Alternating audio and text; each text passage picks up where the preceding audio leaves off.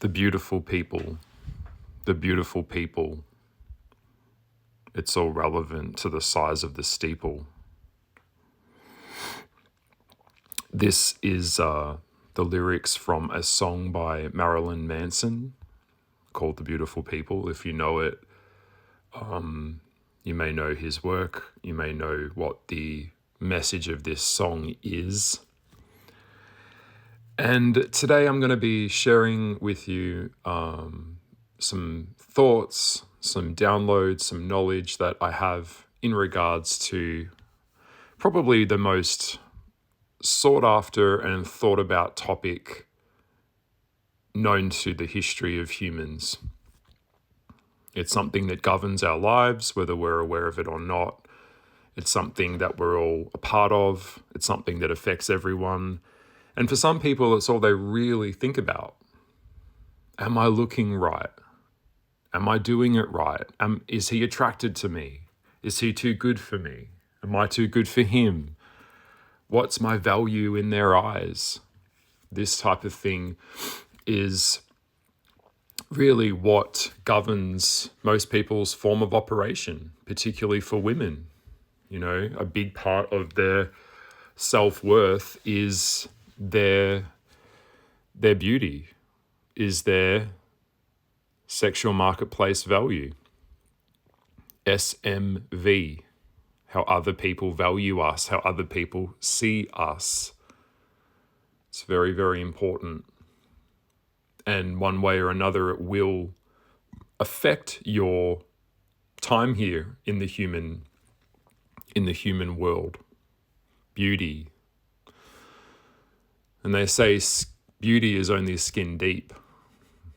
Or we hear lines like, beauty is in the eye of the beholder. This is true. First of all, I think I will start off sharing with you my experiences with this, and then I'm going to come in and give kind of shining a bit of a light on this topic.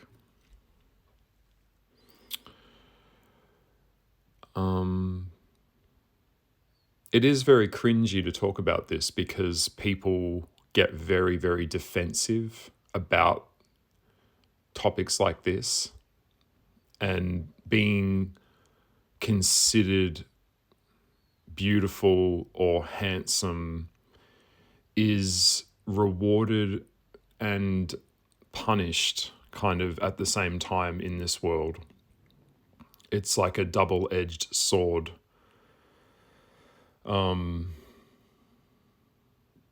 It's really interesting, and there's so many kind of complexities to understanding beauty because we have to look at culture, we have to look at age, we have to look at all of the factors that make someone appealing to someone else. And the psychology of understanding the relationships that we have with others and with ourselves, and how those change, and how we change as we age. We change, and then we have to kind of figure out who we are again as we age, because we're no longer the version that we used to be, and how society views us in the version that we are when we age is very different to how it interacted with us when we were younger.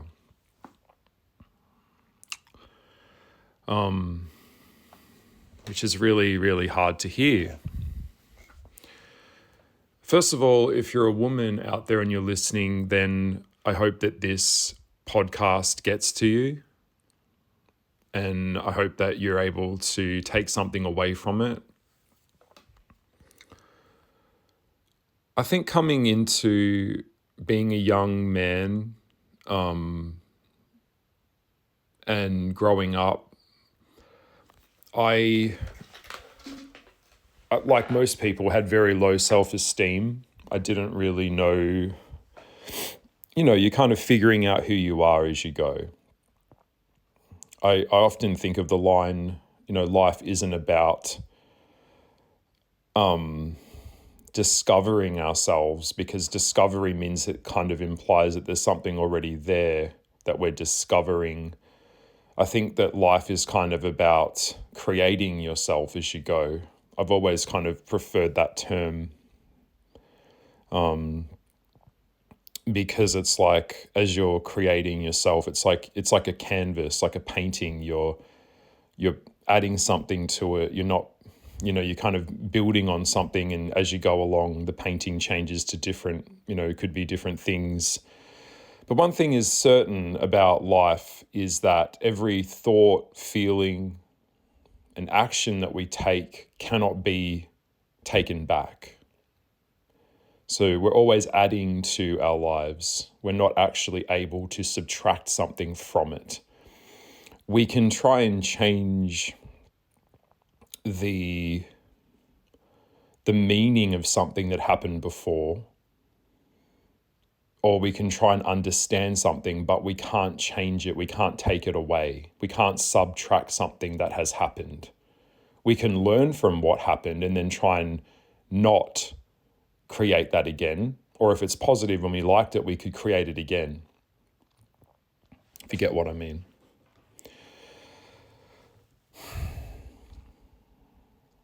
I think beauty in itself is light. And I've met many people that are not conventionally beautiful in the physical sense of like a standard beauty structure, which is kind of very European based. I kind of grew up, coming into the early 2000s, where being very thin was considered beauty, and like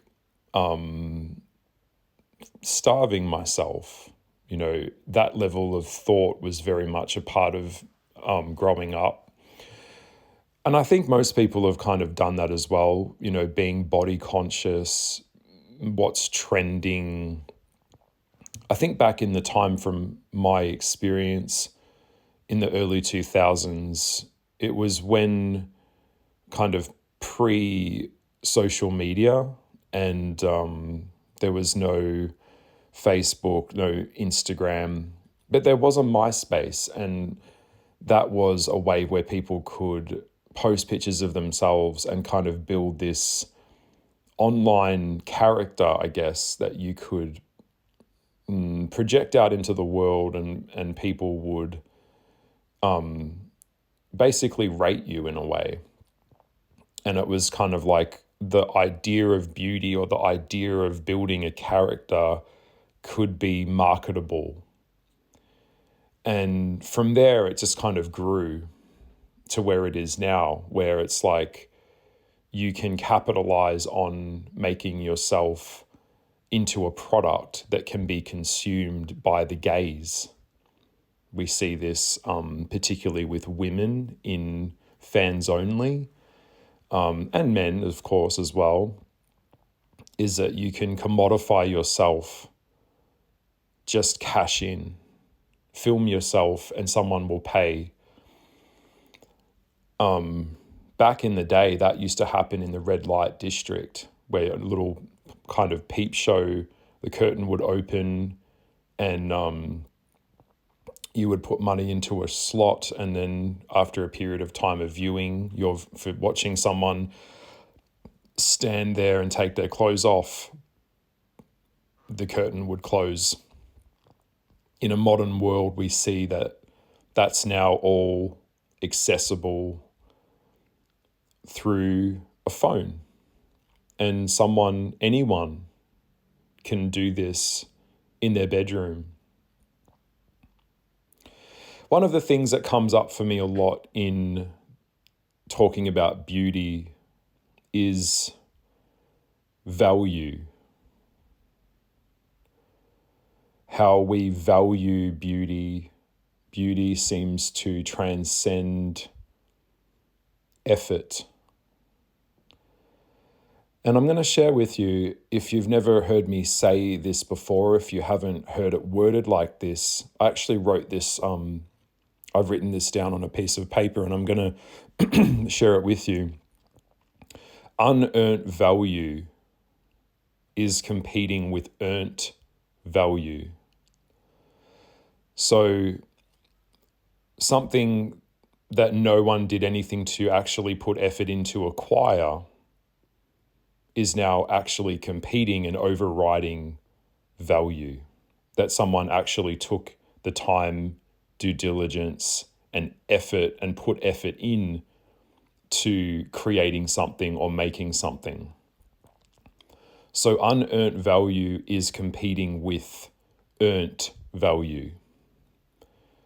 So if you're, for example, born with a very symmetrical face and a conventional beauty standard that you were born into just by random genetics, we know scientifically that you have a higher rate of success in life. And of course, when we look into the world, we see people that project that they seem to be happier or they seem to be healthier. And we idolize that and commodify that. Whereas someone who had to build knowledge, build effort, take the study, suffered and was ignored. Now, this is very, very painful. It's very, very triggering. I can share with you in my early 20s, as I'm growing up now, coming into my 40s now.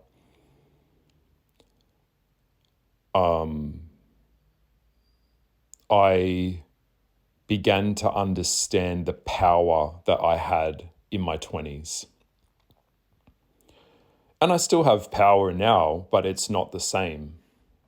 It's not that it's different. It's not like it's a higher value, but in commercially speaking, yes, it is. Younger people have a higher sexual marketplace value, and older people, as they age, particularly women, their SMV in society decreases. Men, on the other hand, their SMV increases as they've had time to acquire monetary gain in exchange for someone with higher SMV than them. So we see a lot of older men with younger women in sports cars. This type of thing is commodified. I can already feel people getting upset with me saying that, but it is what it is. It also ties into genetics. Obviously, the period of time a woman can have a baby, all of this all comes into play.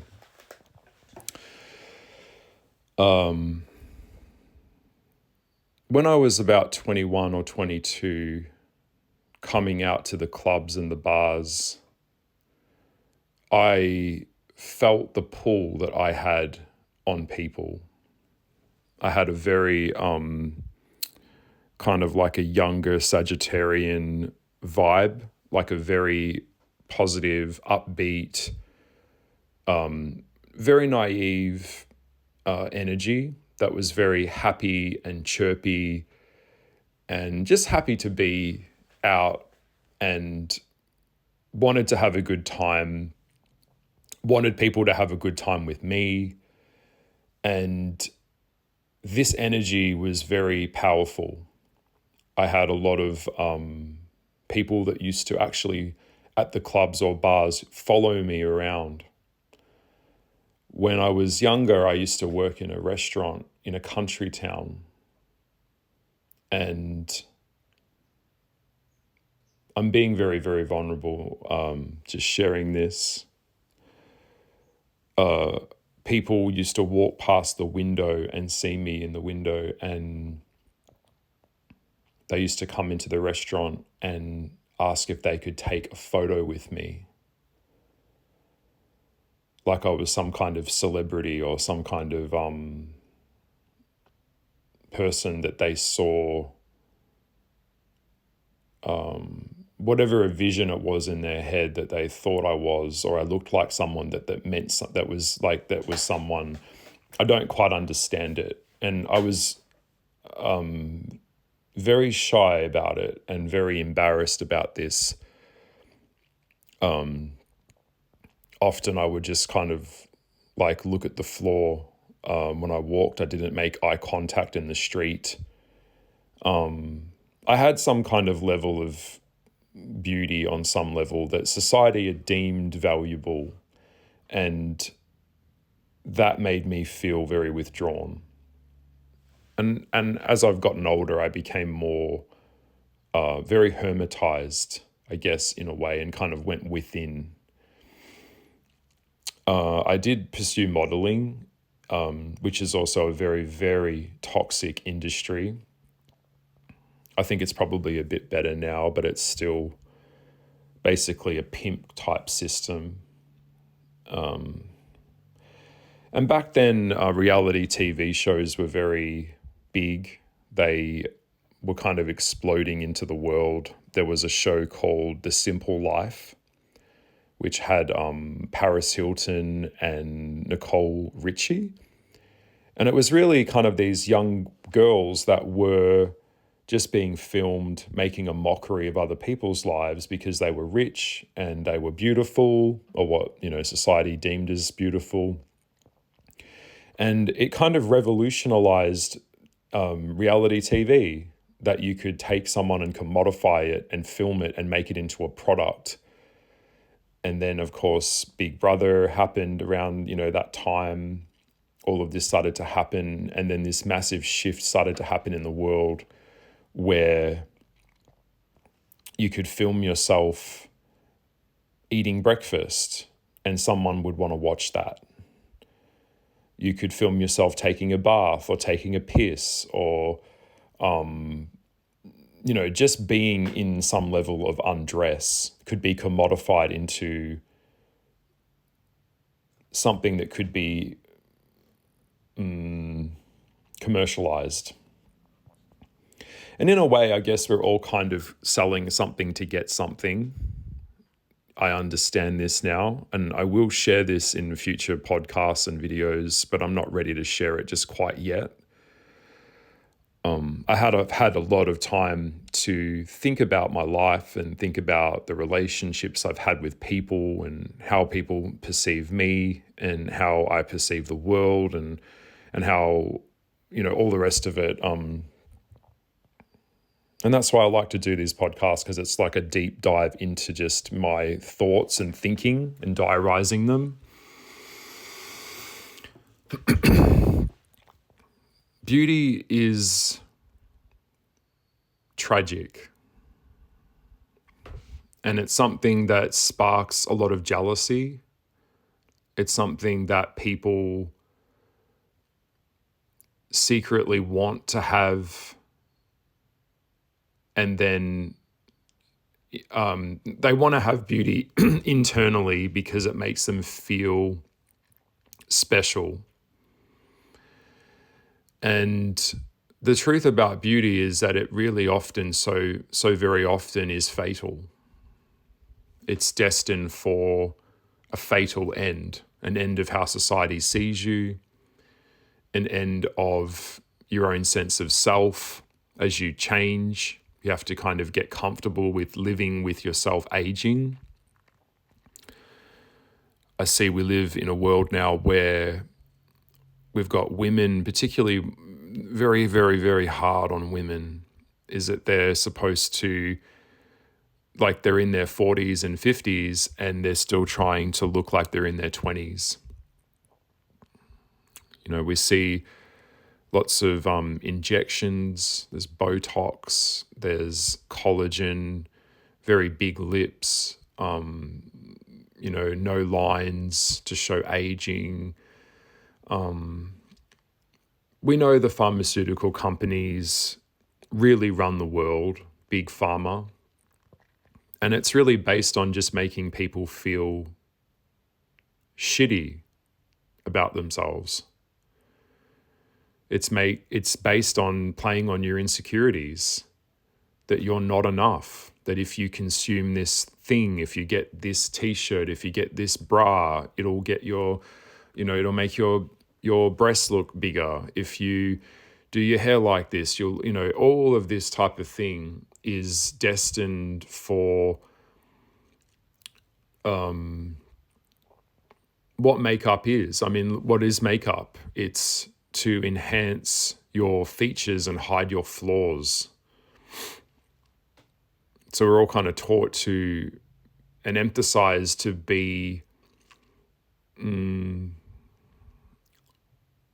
better than what we are. Like there's filters that we have on our phones now, and like Photoshop and stuff like that, where we're all projecting something and we're putting forth the parts of us that we think will be received best by others. The pretty side, and it's kind of said, the brighter the light, the darker the shadow. And I think there's a lot of truth in that. There's a lot of truth in the sun and then the dark side of the sun as well, which I'd like to explore that in another chat.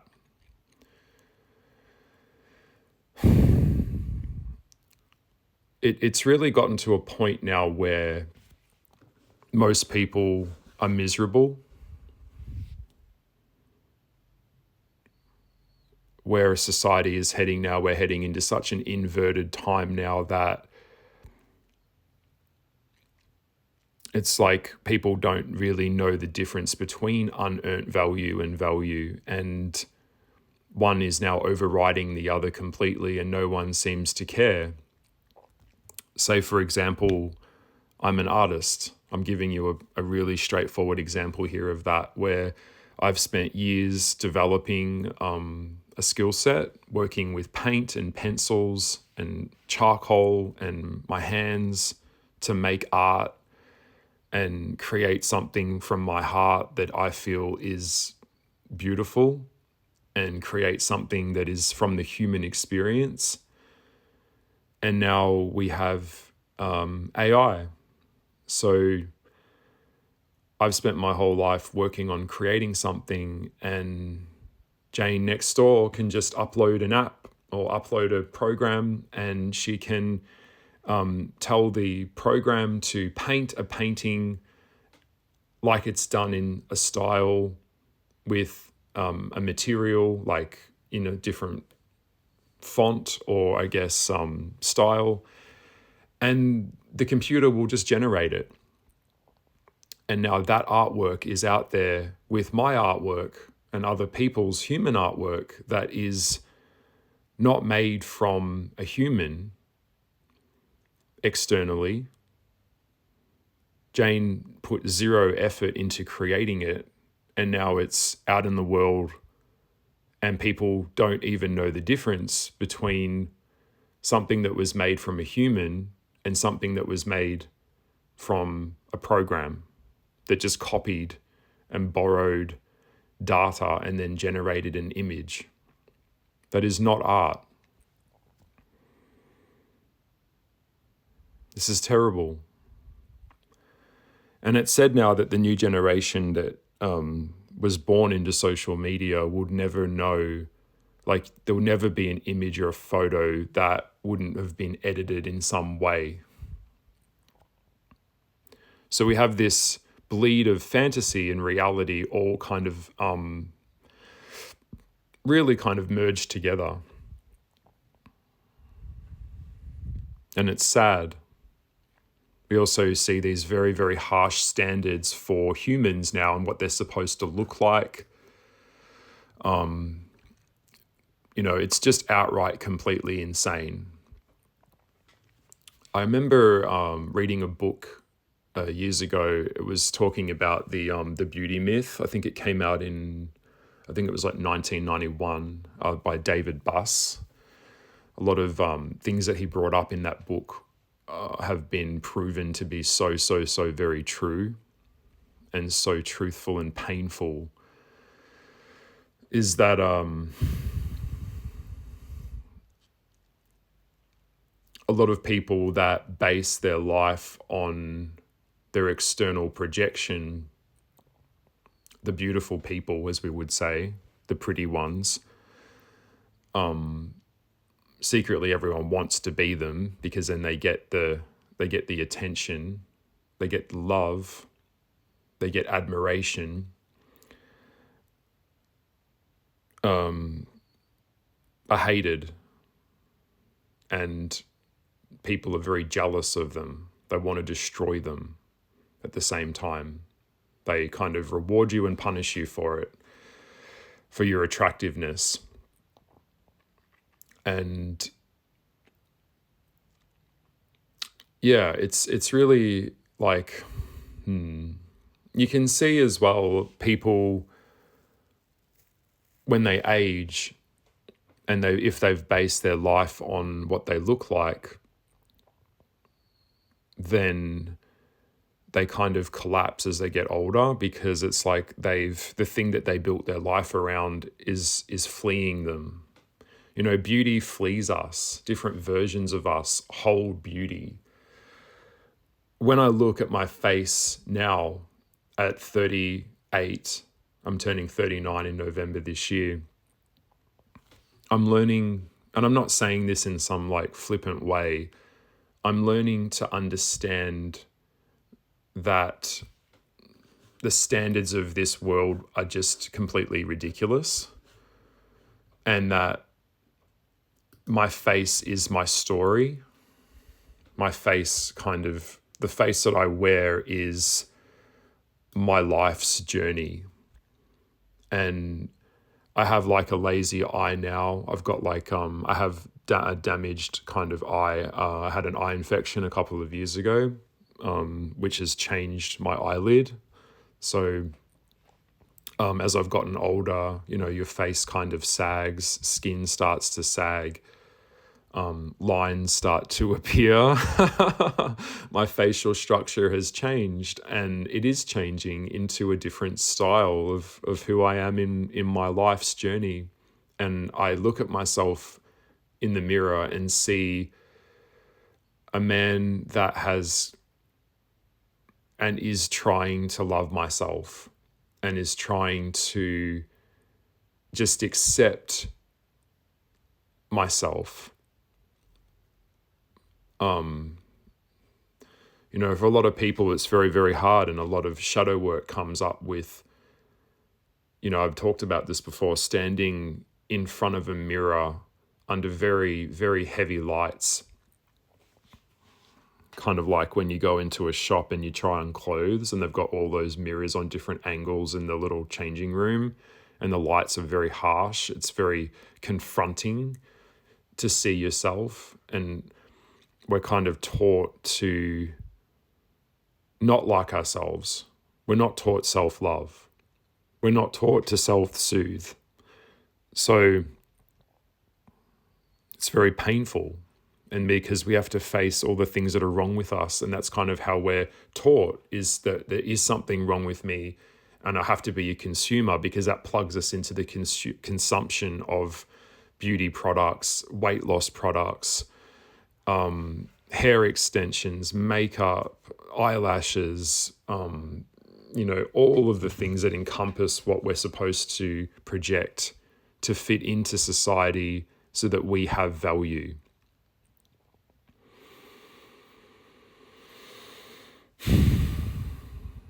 And there's nothing that is perfect.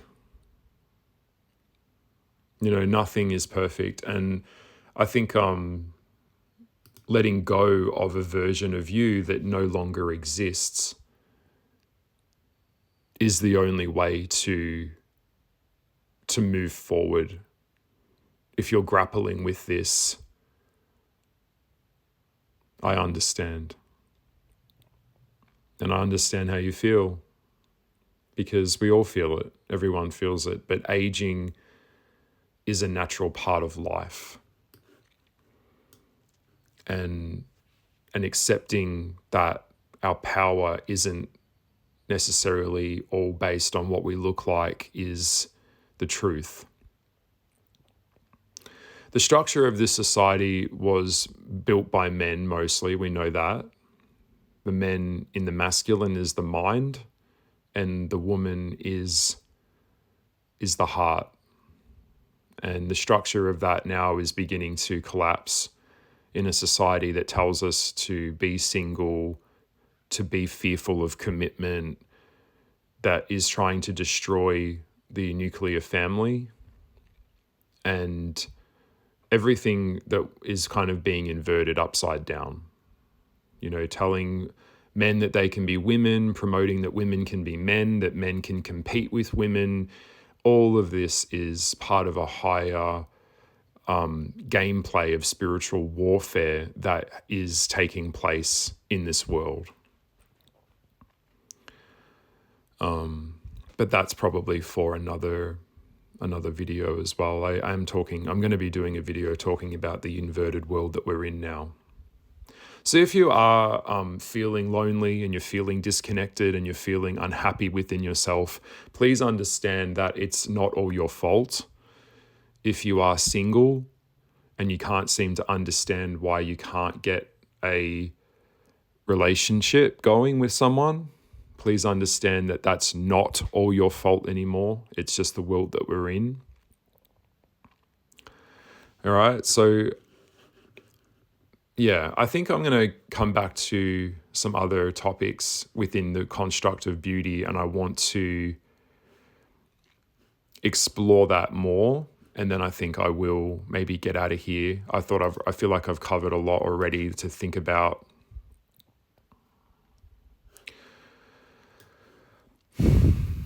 A very, very popular film that comes to mind when I think of beauty is the movie Melina. And it's a film that I have watched a few times. I probably watch it like once a year, maybe. It's very humbling. It's very insightful. If you're not familiar with this film, I have mentioned it before, where it's about this woman that has, striking beauty, and the film explores other women's relationships, other women and their projection on her, and how she is received in society. Because how we're received in society is also how we see ourselves. So how other people interact with us based on how we look, how we hold ourselves, it also interacts with and creates our structure within ourselves. So it's the duality of that. And as I've said, in beauty, we see characters like Marilyn Monroe is kind of the perfect projection of a woman that sexualized herself, held her beauty out for the world, and then was this kind of tragic figure. Men love it and they hate it at the same time. A lot of men hate beautiful women because they don't have access to her. And if they can't have her, then no one can, or they'll try and destroy her. In the film Melina, the women and how they saw her was purely through jealousy and hatred and fearfulness that she would take away their man, or that she was higher than they were socially, because she was the embodiment of everything that they wished that they could be. And the film explores the harsh reality of how Melina is treated, almost fatally beaten because of her beauty. And so it's like the male gaze is really like the value of her. And the film is a very powerful reminder of the power of beauty and how it's very intoxicating. Being around a very beautiful person is ego boosting. It is intoxicating. Also, I've done a video talking about the dark feminine. We see characters kind of like Poison Ivy, this kind of beautiful seductress that has a twisted evil to her, that lures men in and eats them, kind of thing. Kind of like with her Venus flytrap. It's in the animation of that Batman the Animated Series, the Venus flytrap was really a metaphorical interpretation of the vagina and the power that that holds to consume a man's desires, and also the power that it can create life. Like life comes from that. We also see characters like, I think of like Jennifer's Body, like characters like Jennifer Check. She comes up a lot around beauty as well. This kind of man-eating power that is like, when she walks around, people like whispered words of jealousy. They can't wait for her to fall over or trip. They can't wait for her power to be ripped from her. Very similar to like celebrity culture. They're kind of like the modern day Mount Olympus, the gods kind of thing. When we see tabloids, Jennifer's breakup, Jennifer Lopez, or she's breaking up with Ben or whatever, we secretly like it because it's like, she's going through a divorce, she's breaking up, she's suffering. This higher being that's more powerful and beautiful than me gets to suffer. Like, tabloid culture capitalizes on that, and that's what it's built on: self-esteem of raising someone higher and then kind of tearing them down, much like Britney Spears, that type of thing.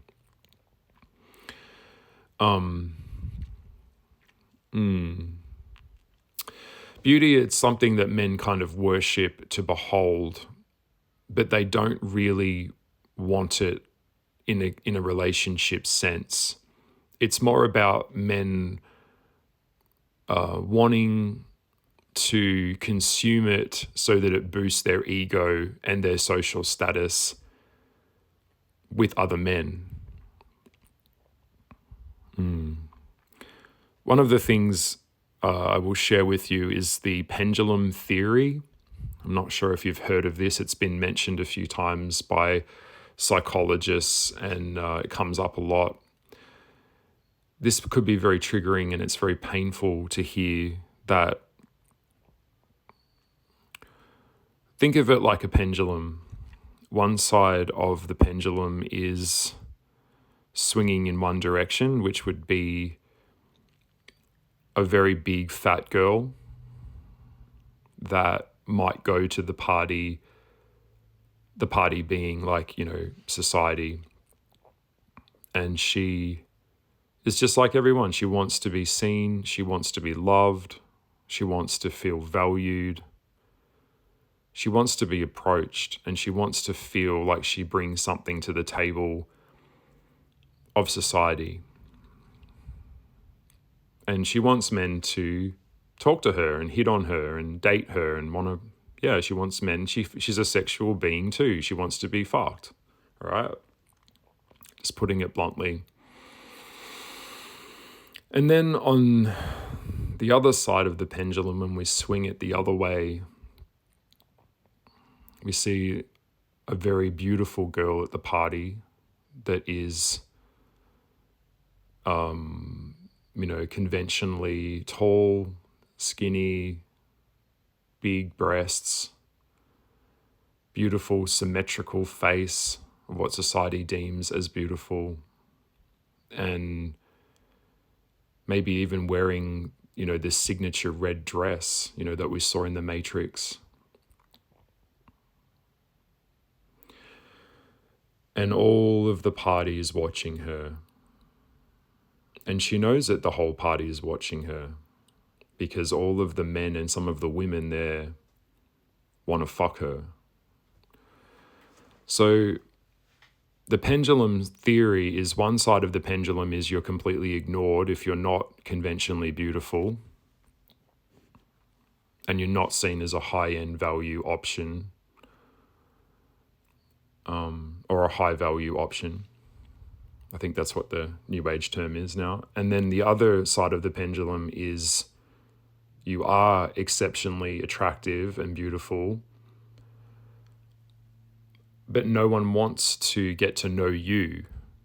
They don't want to get to know who you are and sit on the couch in sweatpants and have ice cream and talk about movies and unpack things with you that of any real deep level of connection.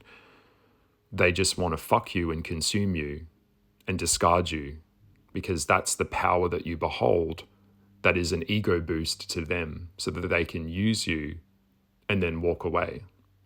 And their friends will find out, oh yeah, you fucked her, everyone fucked her. You get kind of slut shamed in that way. If you're potentially good looking, people think that you're getting lots and lots of sex and you're a slut. A lot of that is put onto an attractive person, that they're supposed to be stupid, that they didn't have to study hard or work hard, they just get things given to them just because, which is also not true. And then on the other side of the pendulum is the girl that is the big girl that isn't considered conventionally beautiful, is completely and utterly ignored. That is incredibly defeating and painful. So the pendulum theory swings, one side is painful, the other side is painful.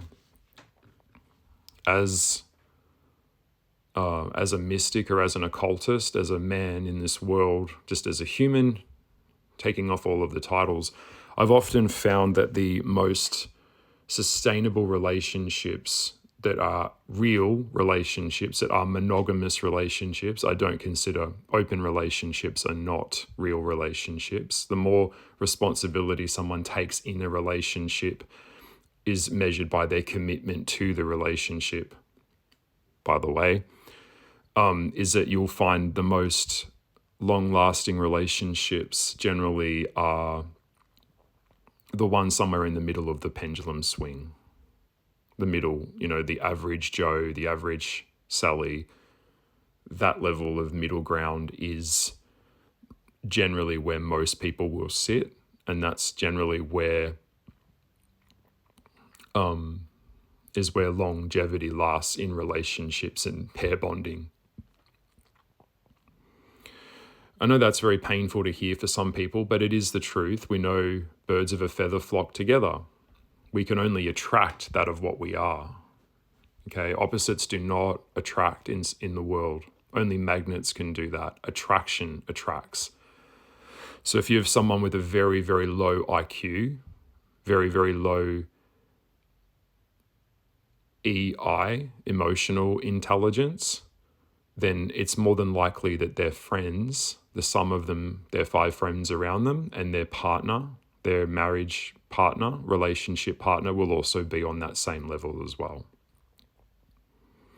If they're shallow and superficial, their partner will be shallow and superficial. Okay, if you put me in a room with someone who's incredibly stupid and unaware and emotionally no empathy and no compassion and just doesn't have any level of depth to them, there's nothing that I could connect with on that level with that person, because humans can only meet others as deeply as they have met themselves first. Okay? So the pendulum theory is very, very hard. And for most people, that is an all too common reality. It is really based on layers. And when I think of beauty in the context of this chat, it's very like people want to punish people for their beauty because that person is the object of their desires. That often kind of names that person as like a town prostitute or a whore. There's a lot of like Madonna whore complex emphasized on people to be objectified and even kind of in some cases dehumanized. We see that a lot in porn and the effects that it has on people. I had a friend actually that once told me, as a woman, she didn't understand herself until she shaved her head. There's a lot of truth in that, I think, as well. When she said when she shaved her head, it was like how people saw her and how people reacted to her just changed. Everything changed. Her whole life changed, and it wasn't for the better. It was very, very difficult because it was like, for her, how people interacted with her was so different. And she was like, just changing the beauty of your hair and changing the way it looks will really change the way people interact with you and treat you as a human. And she had to kind of rebuild herself as her skin, as her hair grew back. She had to relearn who she was again. It's only through breaking down of ourselves we have to kind of break through of ourselves. She was very brave, a brave girl. She actually ended up moving to India and was working in an ashram, which was very interesting as well. And she learned a lot about life. She was a Sagittarius, but it was her relationship to beauty and how men saw her, how people projected onto her was very, very hard. Very, very brutal. Being judged on your value, on how you look, is completely destructive. But in the end, that's really the world that we're in, and it's where it's at. I think that it's undeniable to not understand that in reality, fame is something that people behold and kind of goes hand in hand with beauty. Because it's like, if you're famous, society sees you as powerful and fantasizes about you because you've attained something that they wish that they could have or deserve. That's something that I think a lot about. A lot of things like pretty privilege come up as well. It's a very real thing in a lot of ways. Like I mentioned, unearned value competes with earned value. Kind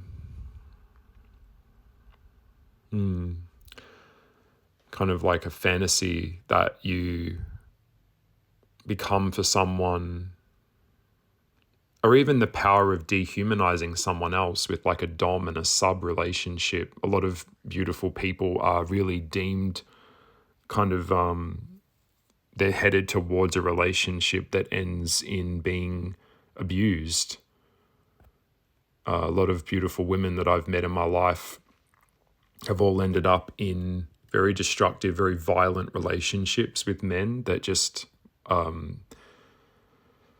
use them, dehumanize them, and kind of make them subservient or a sub. And it goes to a very extreme place. Because she's like the keyhole to their power in a way.